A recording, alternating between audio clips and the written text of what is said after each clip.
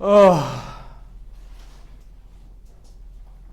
I'm dealing with a really big problem, everyone. I don't know what I'm going to do. I think my life is just forfeit now.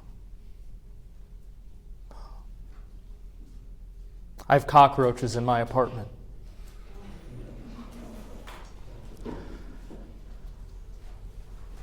What am I going to do?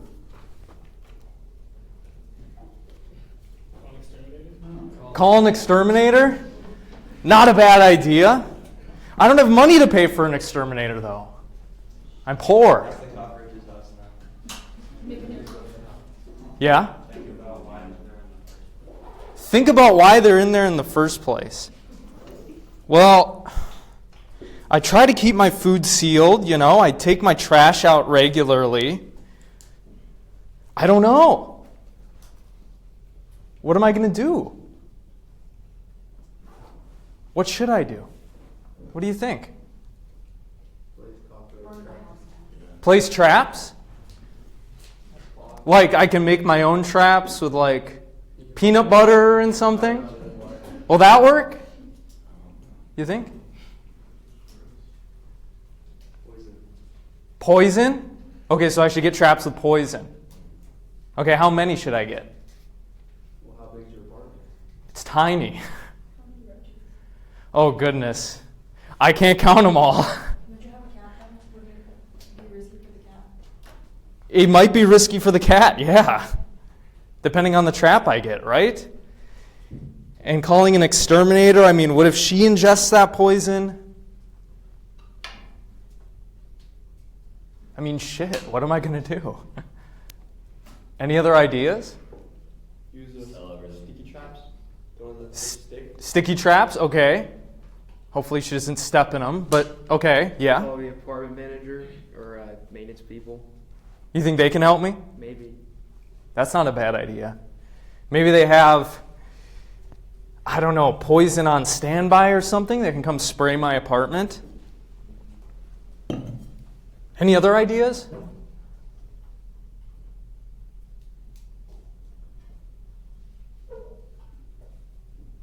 No? Yeah?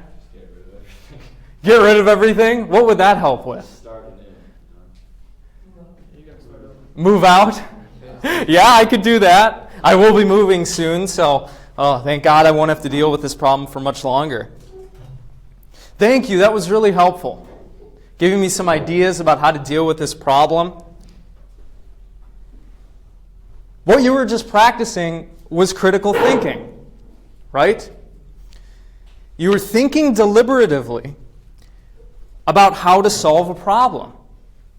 Different possibilities, right? Different perspectives. This is what basically critical thinking is. But it is a particular mode of thinking that we need to lean into intentionally. Okay? The way that our brains process information isn't always in that mode of conscious and deliberate thought.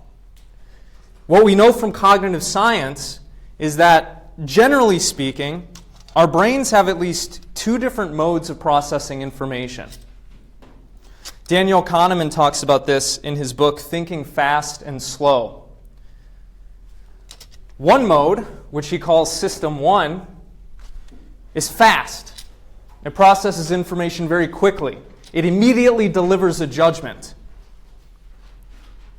An example of that would be you acting in the moment quickly in response to some danger, for instance.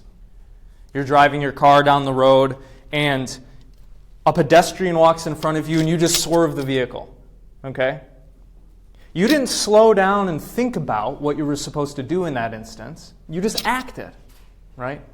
Your brain processed the information that it was receiving through your eyes and through your other senses, and you just formed a snap judgment and you acted on it.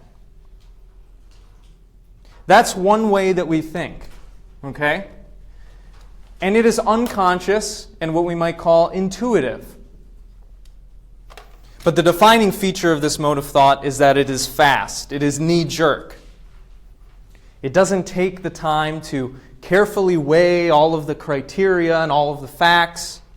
It just delivers you something immediately. But we have another mode of thinking as well that we are capable of. In the system that processes this kind of thinking, Kahneman calls System 2. In contrast to System 1, it is slow. It is not unconscious, but it is conscious and deliberative. We might call it, in contrast to intuitive, something that just gives you a judgment immediately, reflective. That's the kind of thinking you were just doing, trying to help me out with my cockroach problem. Okay? And this is the kind of thinking that we're going to try to hone in this class. This is the kind of thinking you want to utilize if you want to form a careful judgment on an issue, if you want to, let's say, solve a problem like your girlfriend is mad at you and you want to make up with her. If you want to solve another issue in your life, why am I gaining weight? Well, let's think about my eating habits, my sleeping patterns, so on and so forth. This is the mode of thought that characterizes critical thinking. Now, the best thinking, of course, is going to harmonize both in your life. You can't live without System 1 or without System 2. You need both of them, but all too often, we just let System 1 run our lives. We respond in a knee-jerk way to the experiences that we have, the people that we meet, the information that we receive. Say when you see something on social media and it just pisses you off, and so you immediately start a comment, right? In the comment section, calling everybody idiots and evil. But if you want System 1 to get better, such that you form better intuitions and knee-jerk judgments about things, you need to train this System 2. Because if you can get your mode of thinking, let's call them your critical thinking muscles. If you can improve your critical thinking muscles, that's going to improve the thoughts and intuitions that System 1 delivers to you. Okay? So in this class, as we go through the content, as you're going through the readings and everything, slow down and really think about what the author is saying. Think about the argument they're giving you. Don't just trust whatever your knee-jerk response is. Okay? Now, we've been throwing this word around since the beginning of class, but what exactly is critical thinking? Well, we can define it as follows. Okay? The act or practice of objectively analyzing and evaluating an issue to form a judgment or solve a problem. Now there are people who are going to say, well, it's not possible to be completely objective. We all have our own biases and our preferences and things like this. And there's some truth in that. But we can be more or less objective about how we view things. And if you're trying to solve a problem, if you're trying to work through some issue, if you're going to be practicing critical thinking, what you want to do is take a step back, slow down, look at the issue or the argument from multiple angles, consider the definitions of the terms, consider perhaps whether or not the source is trustworthy, so on and so forth. That's what it means to objectively analyze and evaluate an issue. But this critical thinking thing that we are all capable of, that we can train, is a tool. It's not inherently good or bad. It can be used for good or ill. I will not be responsible for what you use your critical thinking skills for in the future, but I hope that you develop them nonetheless. Now, what is a part of critical thinking? Well, there are a lot of different aspects to it. One is interpretation. How would you all define interpretation? What does it mean to interpret something?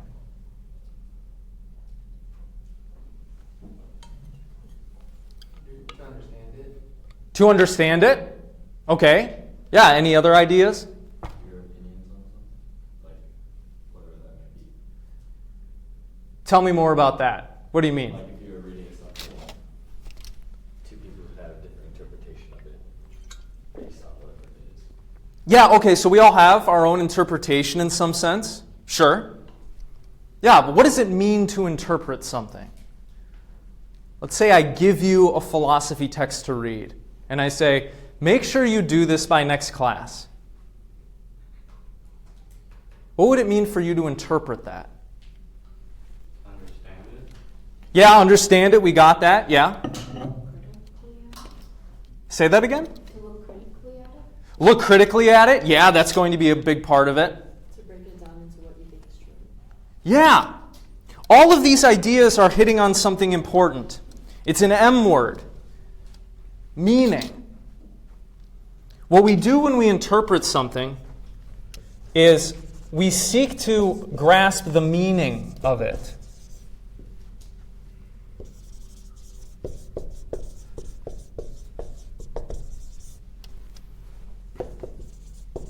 Can you all read this?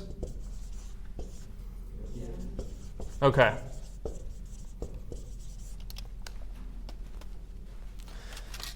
So much in life has meaning.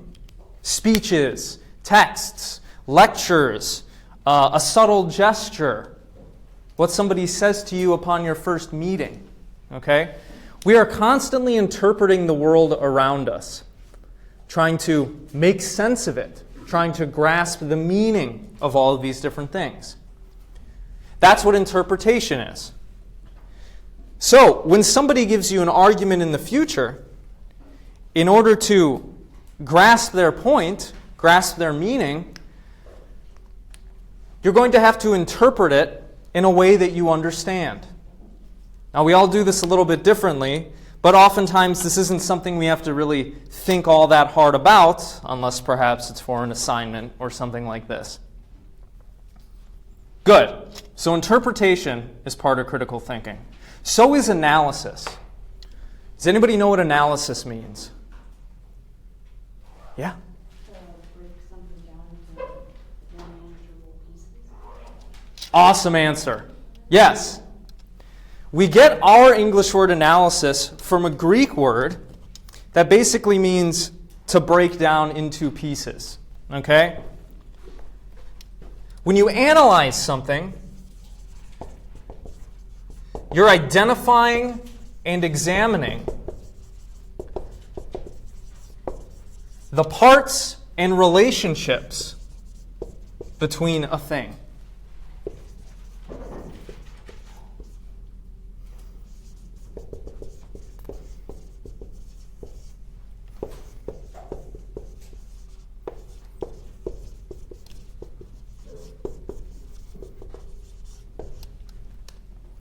For example,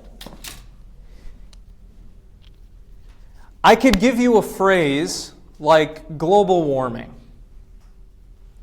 If you were going to analyze what that phrase meant in the context, what would you do? Well, you'd break the phrase apart into its different words. You'd seek to understand the meaning or definition of each of the words and how the words relate to the phrase as a whole, so that you could grasp the meaning as a whole. Right? Or, for example, if I gave you an argument, what you would do in order to evaluate that argument is you would break it down into its parts, its premises and its conclusion. See how the premises relate to one another, see how or if the premises support the conclusion that follows. It means to break a thing down into its parts and then to look at each one of the parts and how the parts relate to one another. Okay? That is also an important part of critical thinking. Third, we could say evaluation also is. What does it mean to evaluate someone or something? To determine its worth. Yeah. Good. Anything else?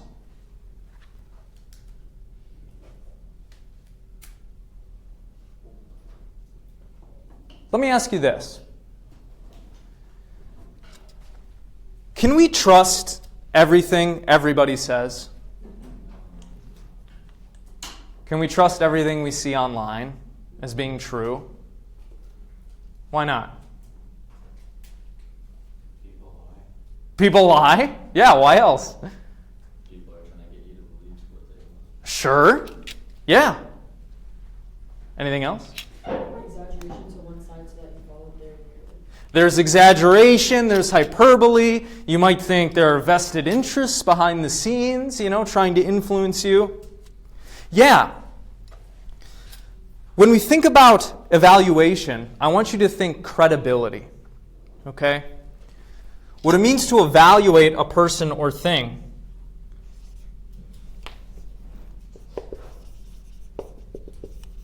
is we'll say identify and question the credibility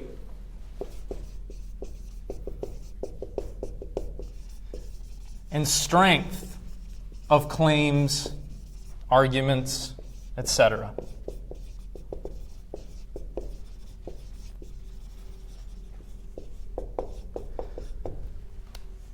For example, if I tell you, it's raining outside right now,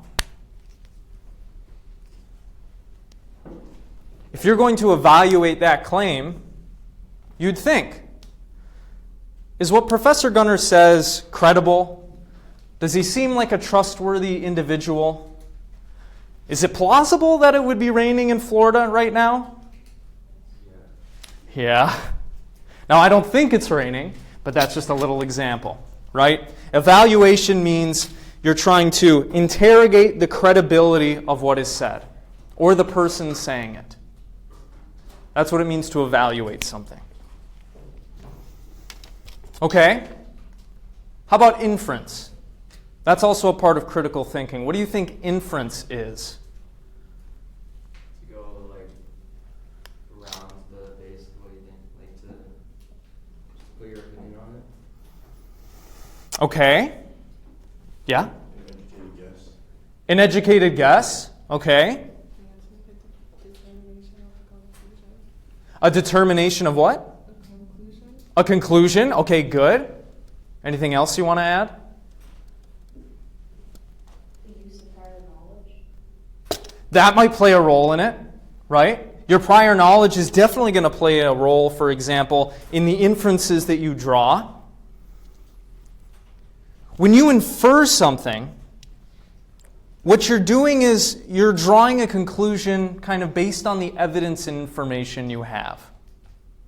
All right? But not just a conclusion, you might draw implications.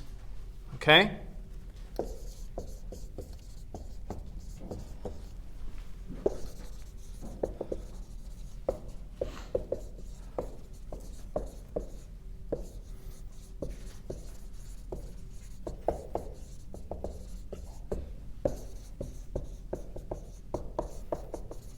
You might do this on the basis of data that you know or have at hand, your personal experience or the experiences of others.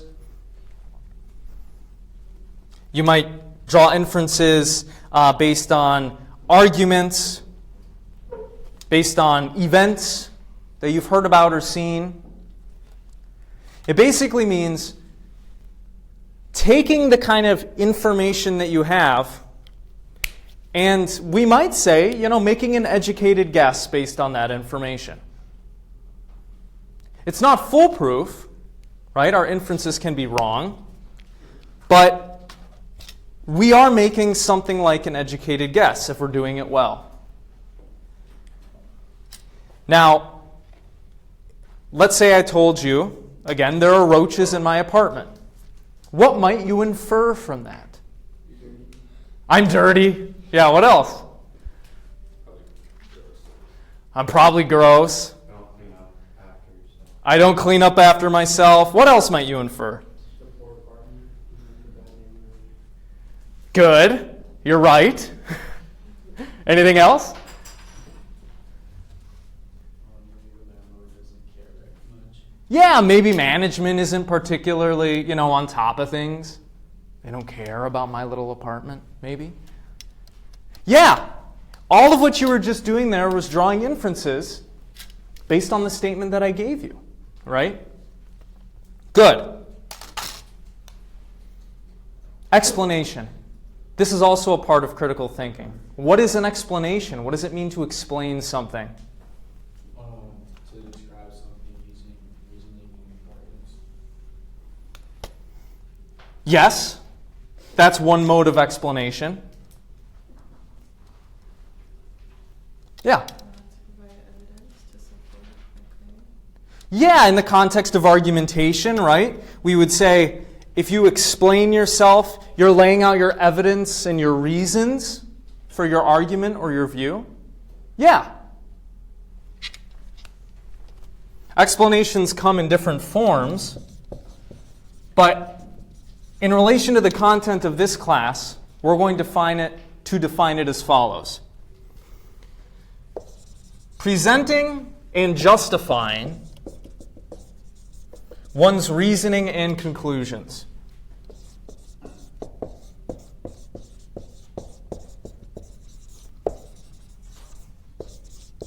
For example, you come home late at night, past your curfew, and guess who's waiting for you in your living room? Mom is sitting there, and she just looks at you. She says, "Do you want to explain yourself?" What would you do? Well, you'd give her some sort of story, right? Or some reasons for why you were late. Maybe that would take the form of a lie, if you're trying to deceive her. But you might say something like, "Look, I'm sorry, I was at my friend's, the time got away from us. She's dealing with a really big problem. I was trying to help her with that, right? And plus, I got caught at some stoplights, and I didn't get home fast enough, and I didn't want to speed. You told me I shouldn't speed, especially at night, so that's why I'm late." Right? What you're doing is you're trying to justify your course of action. You are presenting your reasons. You are justifying your argument why it's okay for you to be late tonight. Or you should be excused for being late this time. Right? Yeah. That's what it means to engage in explanation. Okay, we'll look at one more here. That's a part of critical thinking. Self-regulation. What do you think this means? Discipline? Say more about that. Okay. Anything? Yeah? Being able to control oneself's actions, thoughts, and ideas. Very good. Yeah. Look, we started off class by relaying to you that we have different modes of processing information, right? We can do it slow and deliberatively and carefully come to a conclusion, or, as is often the case, we form a snap judgment and we act on the basis of that, right? You meet somebody for the first time and there's just something about them that rubs you the wrong way, so you decide you hate them and you're not going to spend any more time with them. Anybody ever do this? Yeah, right? Everybody does things like this.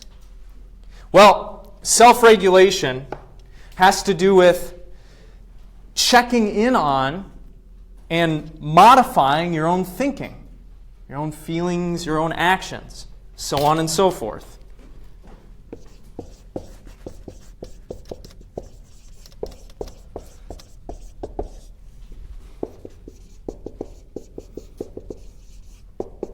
And not just one's thinking, actions, but also perhaps reflecting on their consequences.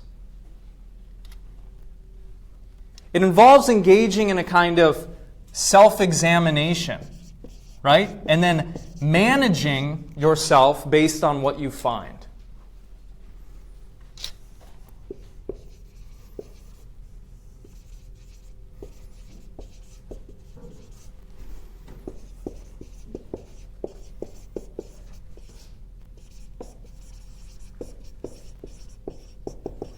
This is another important part of critical thinking. Because, as you all know, we aren't just these cold, calculating machines, right?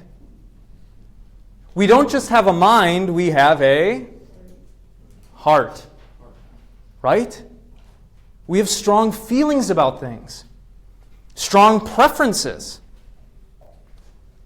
Well, those feelings, those preferences, they influence how we think and behave, right? Has anybody here ever been in a relationship that you were just possessed by love, but you knew it wasn't good for you to be with this person or hang out with them? Yeah? Even against our own better judgment, our feelings can radically influence how we live our lives and how we think about things. Self-regulation means, well, we reflect on that. We take stock of our feelings, our preferences, our biases. And on the basis of what we find, we might try to think a little bit differently. Not let those things so strongly inform how we are living and thinking. This is going to be a big one because we live in a very politically charged society now, with images and messages that are constantly being blasted at you, and they all make you feel a certain way, right? So, perhaps now more than ever, it's important for us to take stock not only of the information that we are consuming, but how our own personalities and feelings are influencing our perception of the world and how we think about it. In any case, all of these, interpretation, analysis, evaluation, inference, explanation, self-regulation, these are all important parts of what it means to be a good critical thinker. These are all skills that you can hone. You can get better at divining the meaning of things, breaking them down into their parts, determining whether an argument or person is credible, and so on and so forth. The reason why I'm laying all of this out to you is that the whole point of critical thinking is to consciously and intentionally analyze and evaluate things.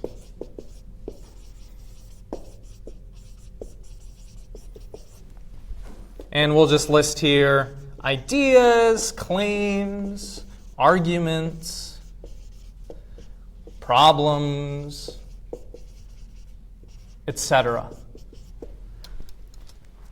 Far from being something that you are merely born being good at it or not, critical thinking is a skill that you can train.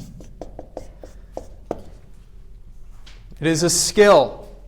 It's like a muscle. But if you want to get better at doing all of these things, you actually have to do it. And this is the part that isn't fun, right? Unless perhaps you're thinking about something you're really interested in. Like maybe you're wild about bikes and your bike has just been wobbling a little bit and you're like, I'm going to solve this problem, right? And you really get into it.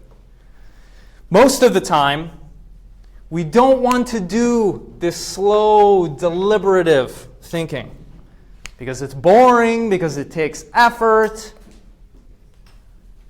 But I promise you, if you do it, and if you do it over and over and over again, if you develop this thing, if you train this thing, your life will be so much better. You will be able to understand the world better. You'll be able to see the world more clearly. You'll be able to manage your relationships better. You'll be able to solve and encounter problems even before they appear. So, how exactly do we train this thing? Or what can aid us in training this thing? Well, I've already told you it needs practice, right? You need to do this over and over and over again, okay? But you can also mold your own personality, your own character, in a way that naturally compels you to engage in critical thinking. That is, you can develop what we might call certain virtues, intellectual virtues, or what you might call instead dispositions, personality traits.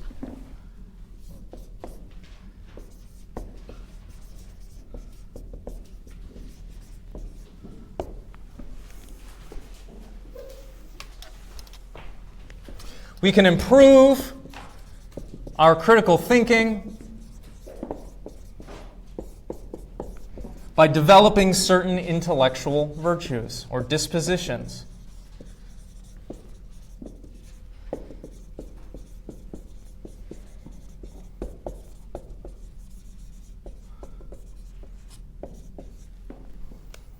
Anybody have any idea what some of these might be? If you were going to try to become a better critical thinker, how might you change how you're looking at the world, or encountering information, or speaking with people? Think that you're wrong about everything. Maybe entertain the possibility that you're wrong? Yeah, that's a great one. If you could dispose yourself to thinking in that way, hey, I don't have all the information. I'm not, perfect. That would be great. Yeah, what else? Know the environment you're in and how it impacts you. Know the environment that you're in and how it impacts you? Yeah, that's great. Cultivating some self-knowledge, getting in the habit of reflecting on where your feelings are coming from, perhaps. Why you're feeling the way that you are, why you're having a certain reaction to something. Yeah? Looking at things from all angles. Yeah, that's a great idea. Anything else?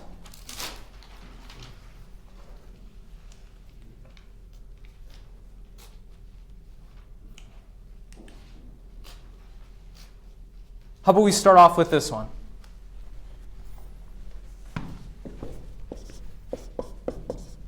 Inquisitiveness. You can develop inquisitiveness. You can dispose yourself to being inquisitive. What does that mean? Asking questions. Yeah, that might be a part of it. Yeah. If you're inquisitive, how do you approach the world? Say that again? You want to know more? Yeah. Questioning and exploring. Questioning and what? And exploring. And exploring? Yeah. It's that C word you've all heard. Being curious about things. Right?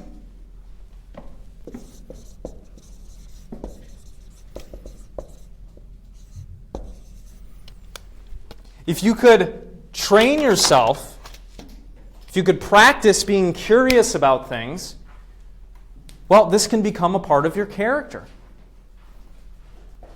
If you're curious about things, what will you do? Well, you'll question them, you'll explore. And in virtue of that, you will have more information than you would have otherwise, right? More data, more evidence on which to form a judgment. Good. All right, let's talk about another C word. This one might seem silly to you, but it might be something that is sorely lacking in our society right now. When we looked at Plato's allegory of the cave, and we think about the escapee going back down into the cave, in other words, entering back into mass society to play the games of society and to relate to others there, how would you describe that person? Do you remember what happened to the escapee? He got killed, right? So he's knowingly walking into an environment in which he probably knows might kill him.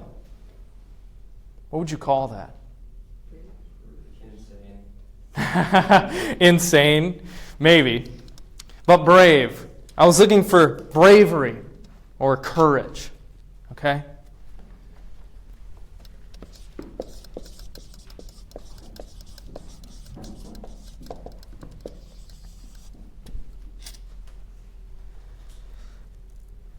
There are many things in this world that frighten us. And if you hang around me long enough, you'll discover just how frightening ideas can be and information.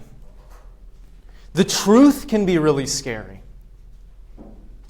Have you ever had an experience where your friend was really trying to tell you about something or convince you of something, and you, nope, don't want to hear it, I'm not going to listen to you, blah, blah, blah, blah, blah. Yeah? Well, why might have you been acting that way? Because it means everything you thought was true. Right. And isn't that scary? Isn't that terrifying?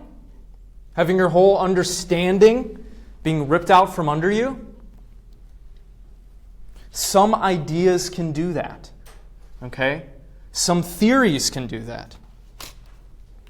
So, we should try to dispose ourselves to being courageous, to doing the research even if it's scary, and to connecting and communicating with others about controversial things, even if it's scary. That's what it means to be courageous in this way.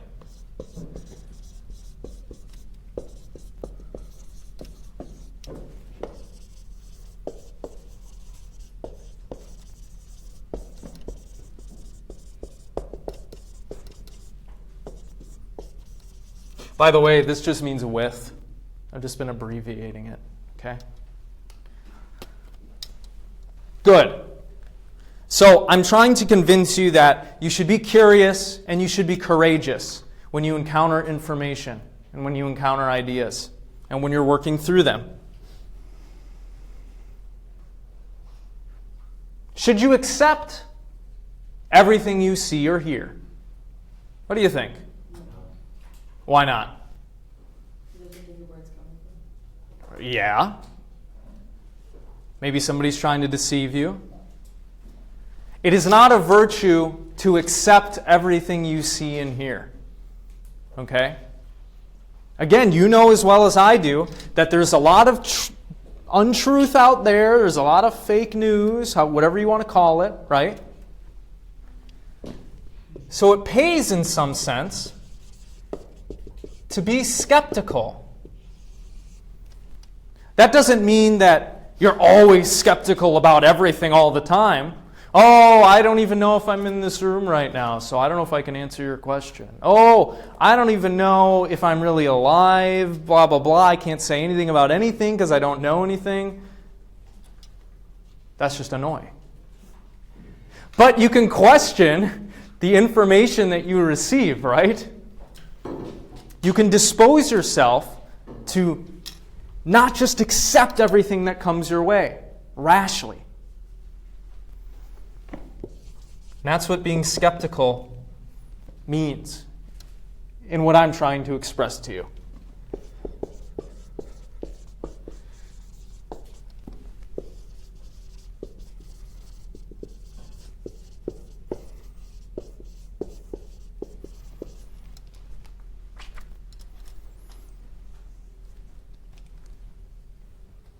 And it would be wise, I think, to develop this kind of disposition not just to what you're going to be told or taught in the future, but also towards what you're being told and taught in your present, and also what you have been told and taught in your past.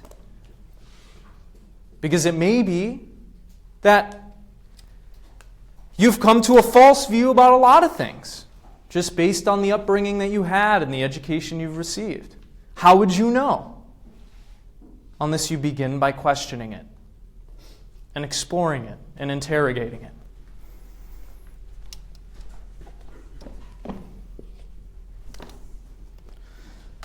Fourthly, this one's kind of related to courage. Acting despite your fear, right? Going and doing the research despite how terrified you are. If we're going to be good critical thinkers, we need to persevere.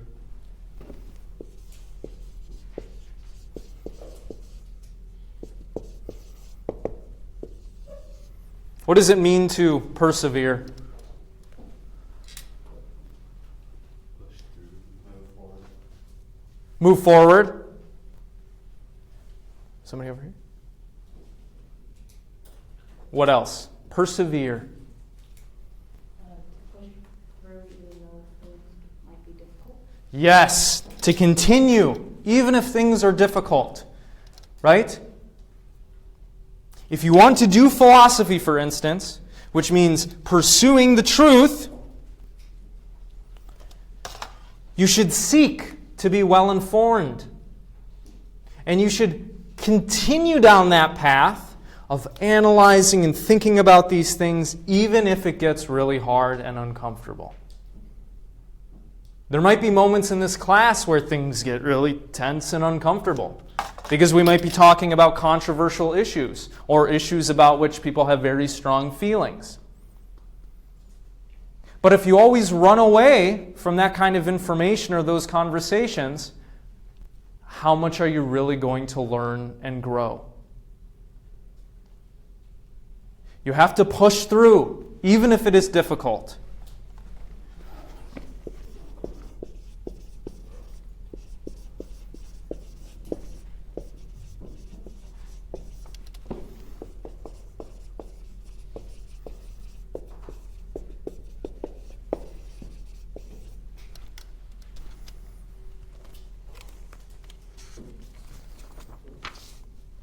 Let's just put a few more on the board here.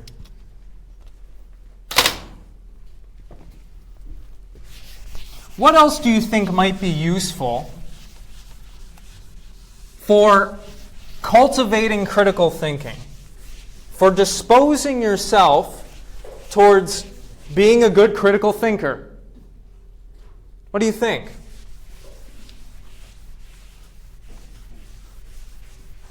Any ideas?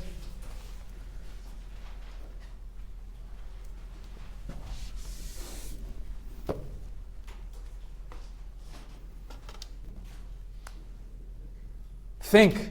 Critically think about it for a second. I'll give you 10 seconds. Okay, think. What would help you become a better critical thinker? What kind of character trait or personality trait?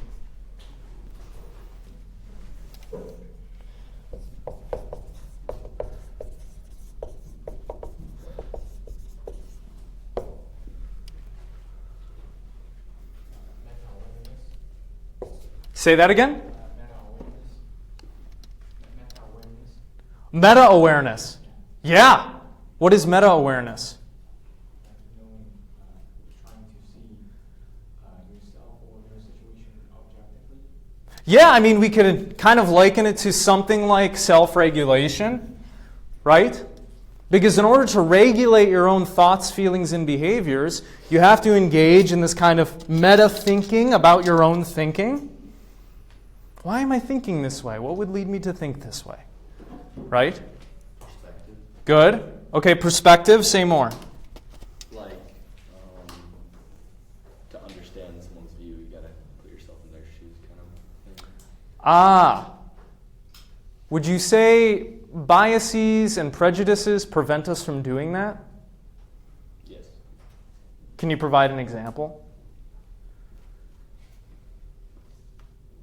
Could be about something silly. Someone's so like, I don't have specific, but like someone's so stuck in their way on a certain thing, whatever their routine is. Yeah, maybe I you, think waking up at 5 a.m. is crazy. because they've been waking up at 9 a.m. their whole life, Yeah. Or right? Yeah. But Or- they say that fits them. Maybe I've been watching, so many YouTube videos about Steph Curry being the number one basketball player of all time. And I've just gone down that rabbit hole, and I'm fully committed now. And somebody comes to me and says, yo, what about LeBron? And I'm like, no. Stupid. Get out of here. If I am not willing to entertain any other views, I am prejudiced on this issue, right? Well, we want to be unprejudiced, obviously.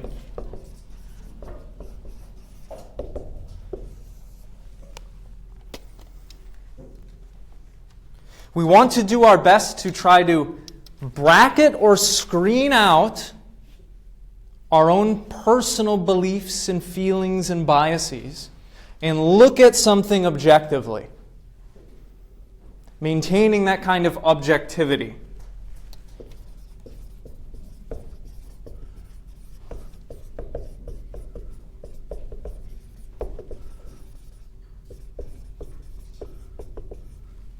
Because if we're prejudiced towards a particular view or person or issue or whatever it is, we're not looking at things objectively, right? We're already biased in one direction.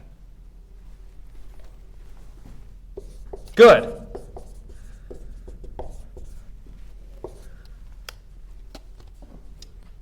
You mentioned perspective earlier. Do you think it would pay to be, let's say, very strong and unrelenting in your views? Never being willing to change them? Yay or nay? I hear nay.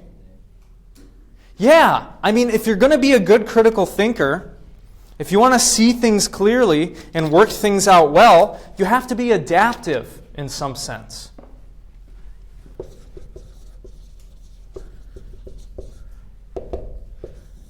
You're going to want to practice and embody flexibility in your thinking.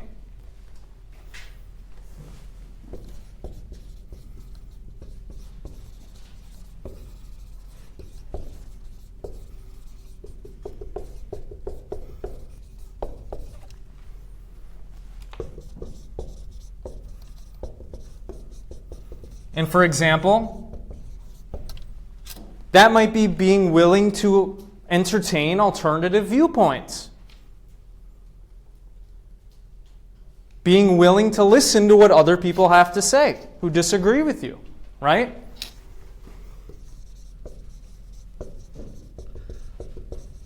If you're just stuck in your mode of thinking and your beliefs, and you're not allowing yourself to entertain any other perspectives or information, well, your view of the world is going to be limited, and the solutions that come to are going to be limited, right?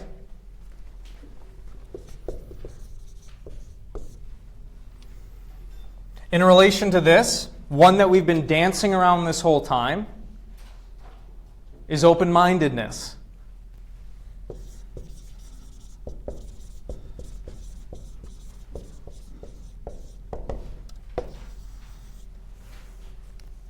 I would define open-mindedness as remaining open to external information. Something like that. Okay?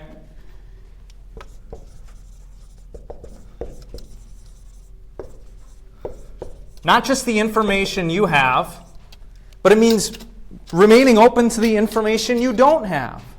Right?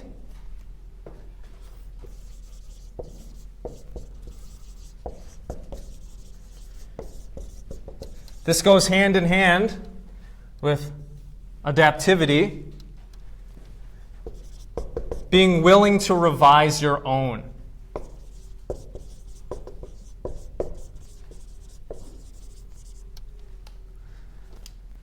Because as I tried to express to you last class, you know a decent amount about how the world works. You know cars can get you from point A to point B. You know taxes are a thing. You may not understand all of tax law, neither do I, but you know something about it. You know generally what you need to do to survive. But there is much more that you don't know than you know. There is so much more information out there. And this doesn't apply to you, it applies to me and everybody else in the world. Okay? So we should try to train ourselves to be open-minded. Finally, and this one's really hard.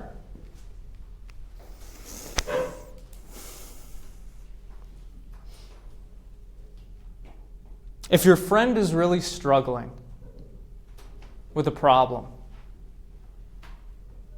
how are you going to try to advise them to solve that problem? Would you tell them a bunch of lies? Or would you be honest with them, even if it hurt? Honesty is critical. We are all the best at lying to ourselves. There are things that we don't want to consider. There are truths we don't want to look at because it would upset our worldview or it would destabilize our understanding. It would unmoor us from the kind of security that we have in our lives.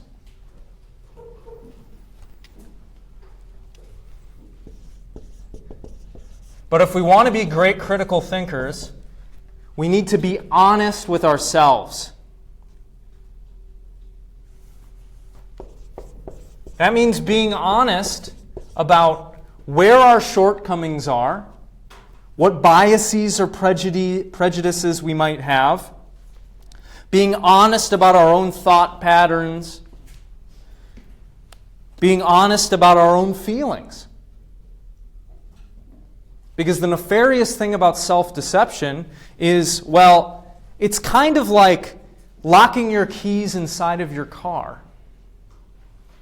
You've deprived yourself of the very tool by which to get yourself out of the situation. So we must be honest with ourselves. Because if we're not honest with ourselves, well, we're not going to understand ourselves very well at all, to change our thinking or to modify it. Does that make sense?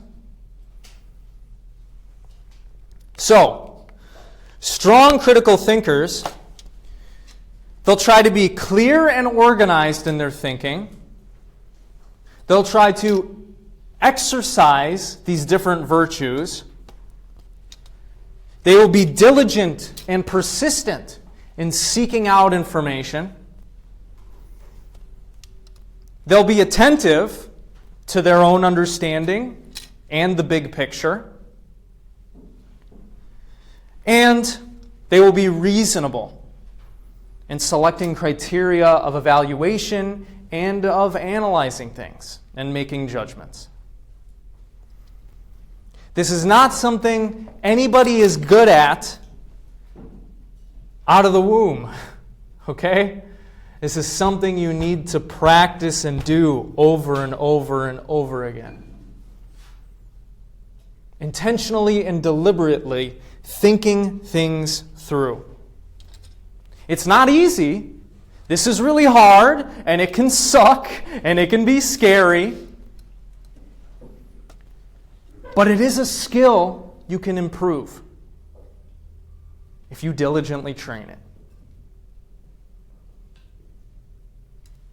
Any questions?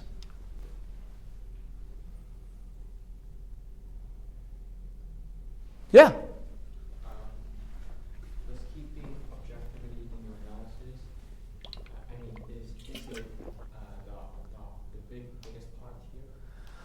It's hard to say which one of these is most important.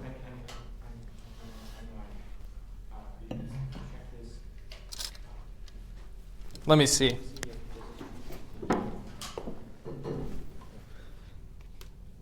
Objectivity. Yeah, I mean, they're all definitely related. Objectivity, honesty, open-mindedness. It's tough to say which one takes priority, you might say, because there are different ways that you could look at it. You could think that all of this hinges on being honest with ourselves and how we're looking at things. You might also think, actually, no, it all hinges on, well, analyzing things objectively. Because if I am analyzing things objectively, then I should see, where I'm going wrong or where I can improve. I'm not going to make a determination about which one has more priority. I would say they're all very important. Actually, what I meant was like linguistically. Oh, linguistically. Yeah. Come speak to me after class about that. Okay, so in service of all this, I'd like to give y'all a little practice with, utilizing your critical thinking skills in a way that's going to be helpful for this class. Okay? I'm going to ask you, as I asked you today, to read a lot of different things, right? Well, do y'all have a sense about how it is you should interrogate in question readings? How it is you should take notes? What is important to mark or make note of? Or would you say you could improve with respect to that? Okay, well, we're going to go through a little piece together.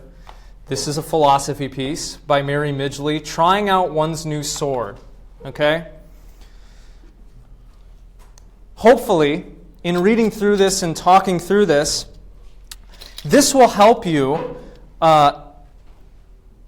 take better notes when you're doing these readings and reflect on these texts a little bit better. Make sense? Okay, could I get somebody to read the first paragraph?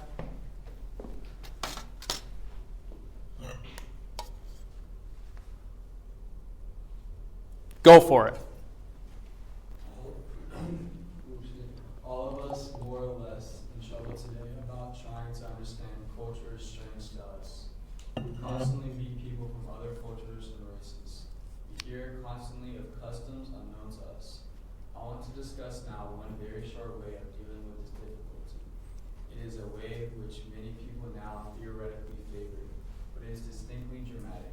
It consists in simply denying that we can ever understand any culture except our own well enough to make any judgments about it. Okay, good. Now you just listened to that first paragraph and you read along too.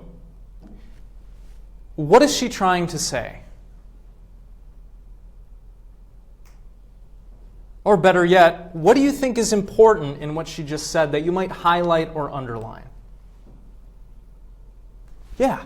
I think the last sentence when she says you can understand any culture except your own well enough to make judgments about it, it kind of leads you into what you're going to read about and what she's trying to say.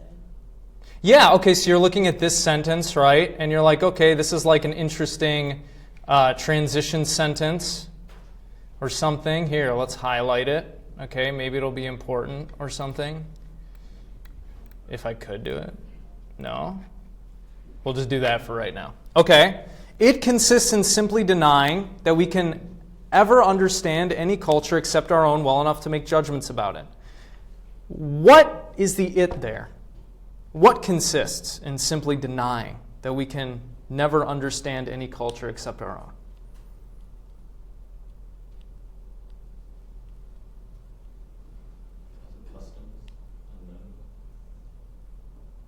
That's going to be a part of what she's talking about. This is the way of dealing with this difficulty versus I want to discuss now one very short way of dealing with this difficulty. Yeah, but what else does she call it too? Does she seem pro or against, perhaps, this view that we can only understand cultures that are our own? Right. What does she call it? Trouble? Dramatic, right? Okay, so she's bringing up that there's this view, right, that has become popular, and a lot of people seem to think we can't judge other cultures, but she says this view is dramatic, okay? And what does she want to do? She wants to discuss now one very short way of dealing with this dramatic view. So it seems like she's going to argue against this view, right? That we can only understand our own culture and we can't judge other cultures. Okay. Well, let's continue along. Okay. I'll read a little bit. People who say this suggest that the world is sharply divided into separate societies, sealed units, each within its own system of thought. They feel that the respect and tolerance due from one system to another requires us never to take up a critical position to any other culture, that we can never claim to say what is good or bad there. I shall call this position moral isolationism. Okay, what is she calling moral isolationism? It would probably be good to highlight this, right? She's offering you a view or a phrase for this view she's going to discuss. What is that view? That the world is sharply divided into separate societies, sealed each unit within its own system. Yeah, that's part of it, right? Maybe we put I don't know, a 1 somewhere in here. This is part of the view she's dissecting. Yeah, what else? I feel like she's saying having moral isolationism is just instead of trying to critically think about it or choose a side, you're just gonna ignore it and not be open-minded. Okay, yeah, and why do you say that? Well, I feel like in the next sentence, sorry, I lost my spot. That's okay. Where she says another requires us to never take up a critical position into any other culture. Right. I feel like that is preventing us from having our own opinion. Sure. Yeah, that's also, right, a part of this view she's going to criticize. The view also says that due to respect and tolerance, we are never to take up a critical position to any other culture. She's saying some people believe this, right? Some people have this view. And furthermore, this is another part of the view, that we can never claim to say what is good or bad in that culture or society. Why? Why do people think like this, do you think? This is another part of investigating these texts. You should ask yourself why. Why is the author saying this? Because many people nowadays feel it's disrespectful for someone of another culture to say anything about their own culture. Sure. They're not part of it. Yeah, right. Yeah, a lot of people think, look, if you're not a part of that culture, or perhaps if you weren't raised there, right, what right do you have to talk about it or make judgments about it, right? Maybe it's fear of what someone might say back in their culture. Sure. Yeah, I'm sure a lot of people are motivated to just keep quiet on account of that, right? Yeah. They could say, you don't know all our customs, so like you're saying, how could you judge us? Yeah, if you don't understand it, right, if you don't really connect with it, how can you say anything bad about it? How can you form a judgment justifiably? Yeah, okay.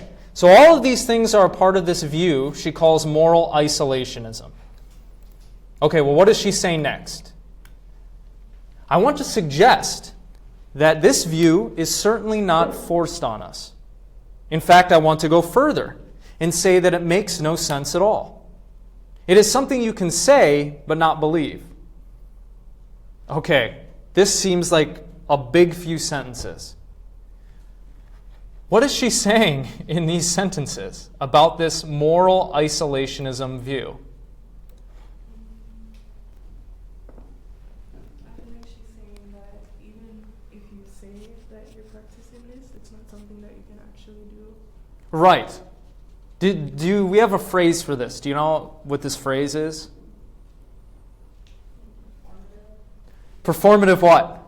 Like performative, like I don't know, just like in general. Yeah, well, I think what you would probably call this is if you're saying we can't ever judge any other culture, we can't ever make a judgment about it, she would say you can't do that, you're engaged in a performative contradiction. Because it is something you can say but not believe, perhaps. What are these three sentences then? We're reading the opening of an essay. What would you call these three sentences? What is she doing with them?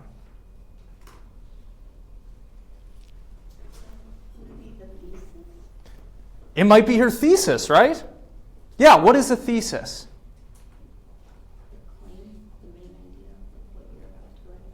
Yeah.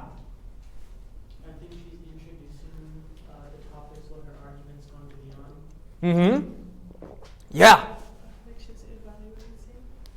Yeah, she is. She's evaluating this view, and she's making a claim about that view, right? She says, I want to suggest that this view is certainly not forced on us. In fact, I want to go further and say that it makes no sense at all. It is something you can say but not believe. This seems like her main argument, no? If we get that sense, we should think, okay, then what she's going to write about in the rest of this essay might be supporting this argument. So that would be something important to highlight. If you think you've come across the author's main argument, write it down. Make note of it, okay? And then let's just finish this paragraph off. Could I get somebody to read people to the end? To paralyzed. Yeah. People usually take it up because they think it is a respectful attitude to other cultures, but in fact, it's not respectful. Nobody can respect what they genuinely do not understand. If we are to take anyone seriously, we have to know enough about him to make a favorable judgment.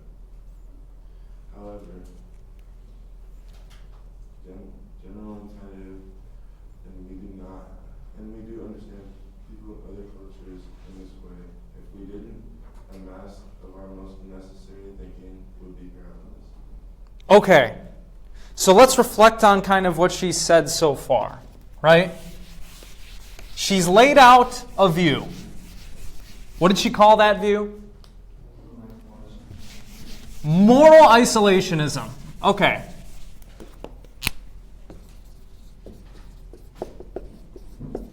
What does that view say? Like not allowed to judge other cultures like that. Right.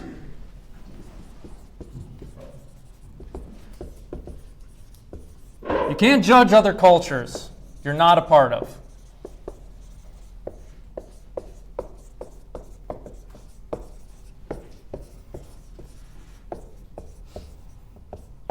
But, what did she say? I want to suggest that it is certainly not forced on us, and I want to go further and say that it makes no sense at all.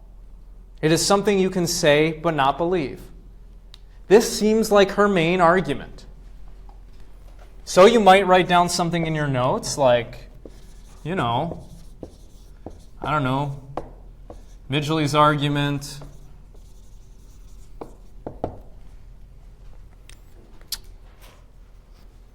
This view isn't forced on us. And what else? It makes no sense at all, she says.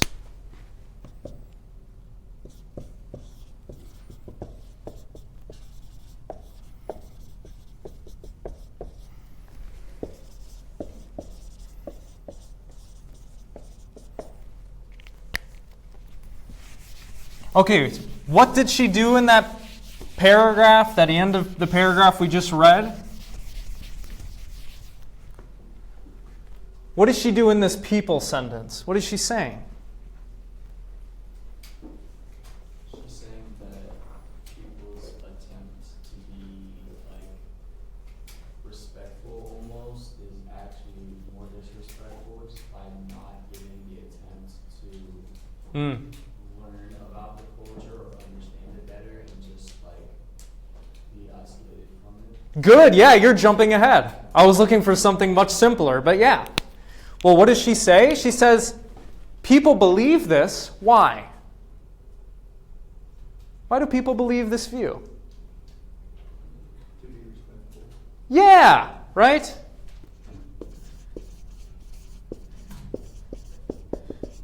I'm going to abbreviate it MI. People believe MI because they think it's respectful.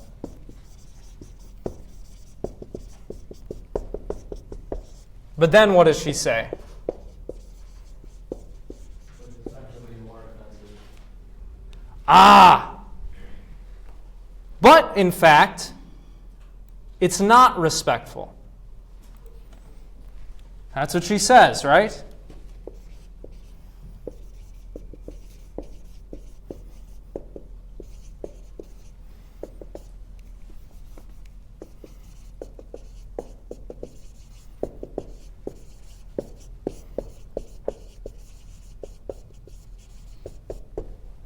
Why isn't this view respectful, she thinks? Yeah. She's saying, how can you respect something you don't understand? Ah!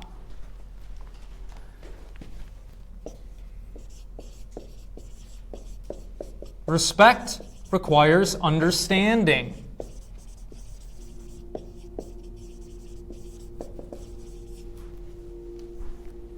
What else does she say?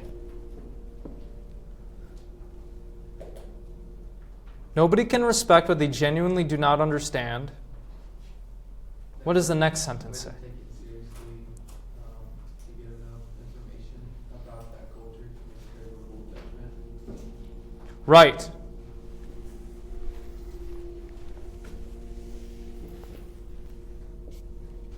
So,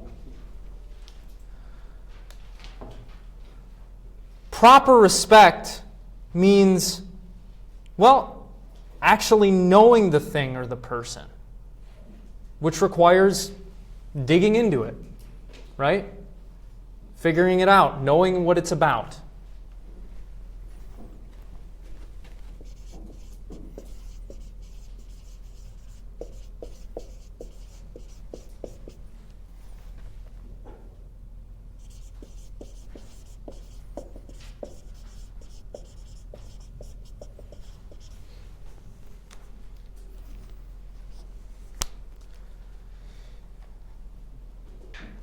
She ends this paragraph with kind of an interesting claim.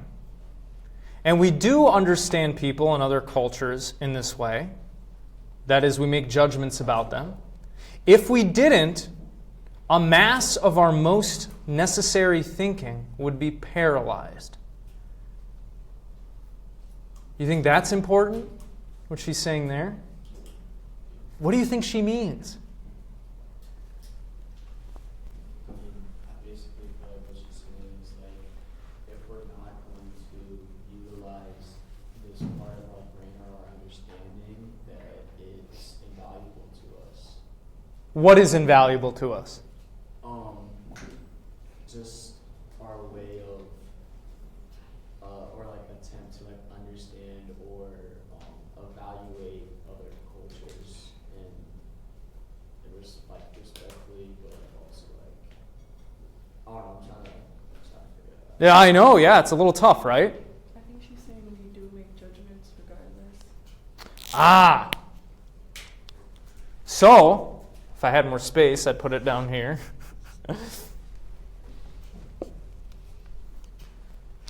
She seems to be implying here, right, that something about how we think necessarily involves making judgments.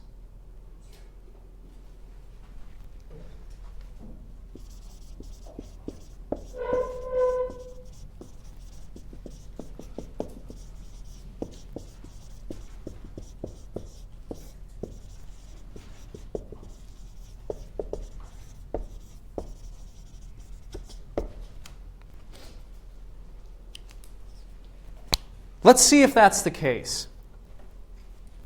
When you walked outside your dorm room this morning, did you make a judgment about the weather? Yeah. Did you do that consciously or unconsciously? Unconscious. And what was your judgment? That it was sunny outside. That it was sunny? That it was what? It was very hot. You're like, fuck. Right? It's hot. Yeah. What else? Oh, it's humid. Right? It hits you in the face. Ah. Yeah, as soon as you walked out your door, right, you made a judgment about the weather and whether or not you like it. Right? Do you do this in other areas of your life too? Like what? Can you provide an example?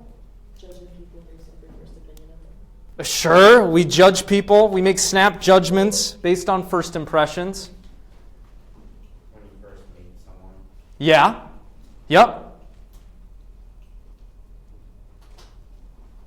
Where else do we make judgments? How about when you see something online? You're like, stupid, right? Something comes across your feed, and it immediately enrages you. Yeah? Or how about when you walked into class today and you heard whatever music I was playing, you formed a judgment, right? About whether you like it or maybe about what it might imply about me. Yeah?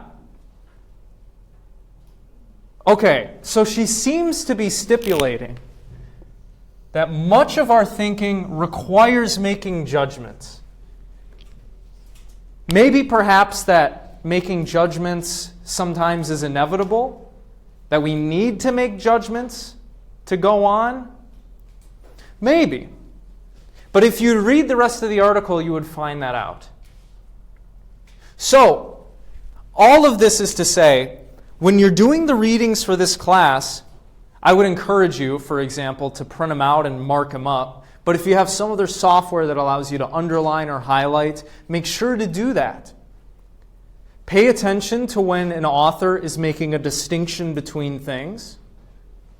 Take note of that, mark that. If an author is introducing a term or a definition, underline or highlight that, right? If you think you've come across the author's main argument or main point, highlight or underline that. Don't just let the words go across your eyes, okay? Sit down and really think about what is the author trying to say here? What is the meaning in this sentence? Are they introducing a new view here? What's going on? Write down questions you might have. All of this is going to be useful for training your critical thinking skills, okay? And I hope that you practice this kind of analytical and evaluative reading as we go on in the class. Make sense? Okay. You're overdue for a break. So let's give you 10 minutes. We'll come back and we'll finish up with the second half of class here.